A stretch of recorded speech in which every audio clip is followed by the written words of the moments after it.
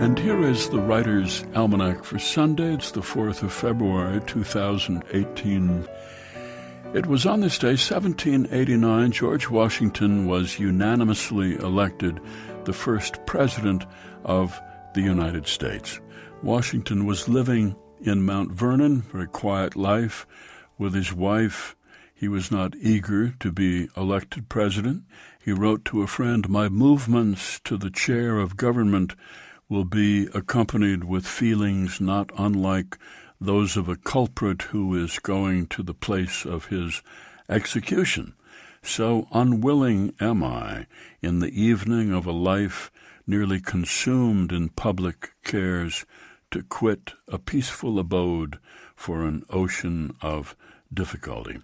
He was elected on this day, but he didn't find out about it, was not formally notified until April, when he left his home, made his way to New York, which was the temporary capital at the time, and where he was inaugurated on the 30th of April, 1789, wearing a brown suit, standing on the balcony of Federal Hall on Wall Street. He put his hand on the Bible and took the oath of office, and then went inside to deliver the first inaugural address to Congress. One senator who was there wrote in his journal, "This great man was agitated and embarrassed more than ever he was by the cannon or the musket. He trembled, and several times could scarce make out to read." It was on this day, 1938, that Thornton Wilder's play Our Town had its premiere in New York City at the Henry Miller Theater on West 43rd Street. It had had a rough time in its previews. It had a one-night tryout performance in Princeton, New Jersey, then went to Boston for 2 weeks. Critics did not care for it. They did not like the fact that there was no set. There were very few props. They thought the content was rather bland. Some people walked out. They had come in to see a play, and they saw no scenery on the stage and assumed there had been a strike or something.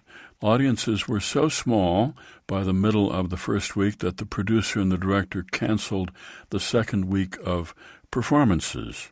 But a New York theater critic, Brooks Atkinson, loved the play, convinced the director to bring it to New York early, and opening night went well. Reviews were mixed, but despite that, the lines at the box office were long.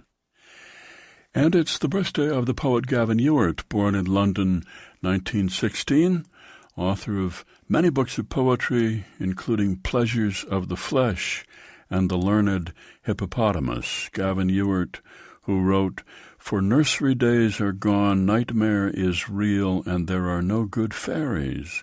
The fox's teeth are in the bunny, and nothing can remove them, honey."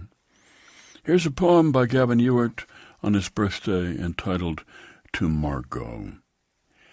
In life's rough and tumble, you're the crumble on my apple crumble and the fairy on my Christmas tree.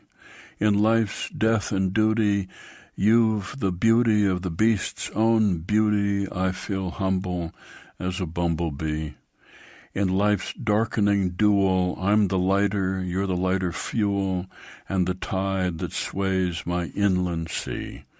In life's meat and muster, you've the luster of a diamond cluster, a blockbuster, just a duster, me. To Margot, a poem by Gavin Ewart, from The Complete Little Ones, published by Hutchinson and used by permission here on the Writer's Almanac, supported by the Poetry Foundation, publisher of Poetry Magazine, committed to discovering great poets and printing their verse. Back issues and subscriptions available at poetryfoundation.org. And by Progressive Insurance, working to make progress for more than 75 years. Engineered by Noah Smith, produced by Joy Biles. Be well, do good work, and keep in touch.